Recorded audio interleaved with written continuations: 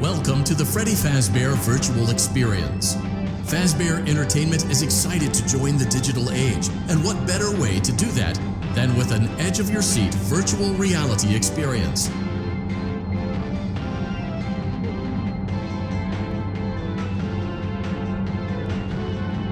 We know that Fazbear Entertainment has developed something of a bad reputation over the last few decades, and while it's true that some stories associated with our name were loosely based on actual events, the majority of them were total fabrications from the mind of a complete lunatic, lawsuits pending. But we aren't above laughing at ourselves.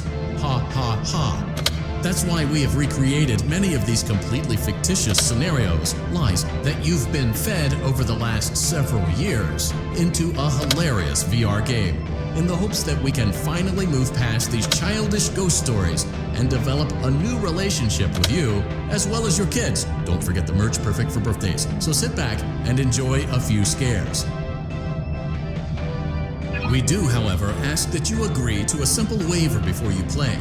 It's mostly just legal mumbo-jumbo and isn't at all based on user experiences. You acknowledge that Fazbear Entertainment is not responsible for accidental digital consciousness transference, real-world manifestations of digital characters, nightmares, night terrors, night sweats.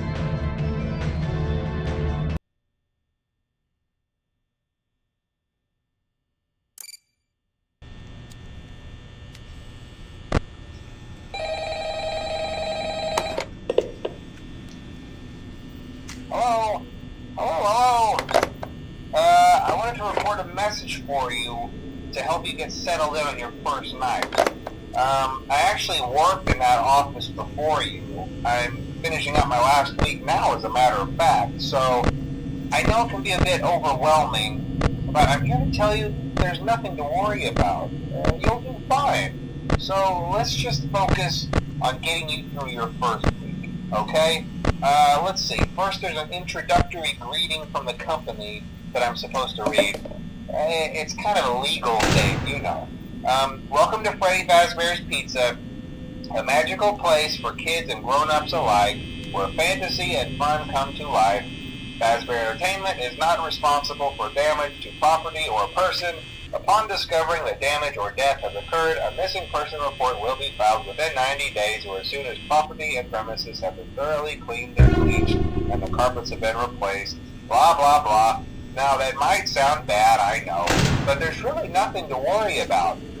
The animatronic characters here do get a bit quirky at night, but do I blame them? No. If I were forced to sing those same stupid songs for 20 years and I never got a bath, I'd probably be a bit irritable at night too.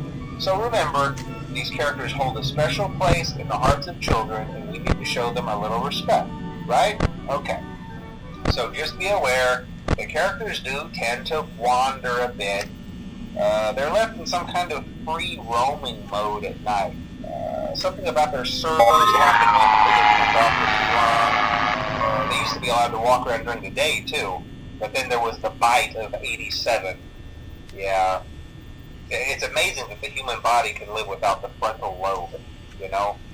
Now, concerning your safety, the only real risk to you as a night watchman here, if any, is the fact that these characters, if they happen to see you after hours, probably won't recognize you as a person.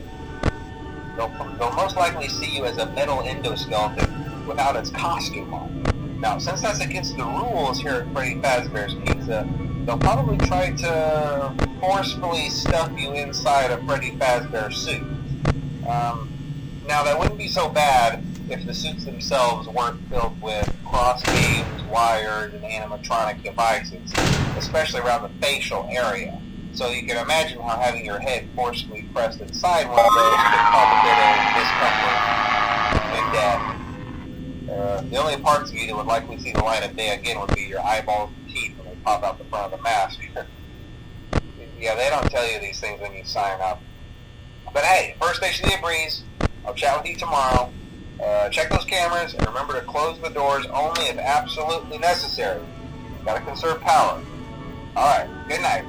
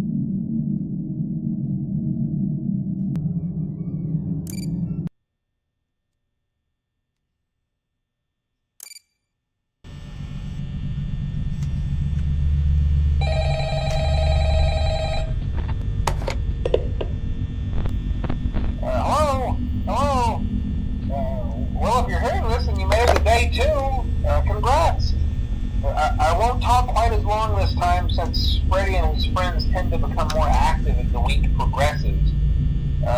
It might be a good idea to peek at those cameras while I talk, just to make sure everyone's in their proper place, you know. Interestingly enough, Freddy himself doesn't come off stage very often. I've heard he becomes a lot more active in the dark, though, so hey, I guess that's one more reason not to run out of power, right? I also want to emphasize the importance of using your door lights. There are blind spots in your camera view, and those blind spots happen to be right outside your doors. So if you can't find something or someone on your cameras, be sure to check the door lights. You might only have a few seconds to react. Not that you would be in any danger, of course. I'm not implying that. Also, check on the curtain in Pirate Cove from time to time. The character in there seems unique in that he becomes more active if the cameras remain off for long periods of time. I guess he doesn't like being watched. I don't know. Anyway, I'm sure you have everything under control. Talk to you soon.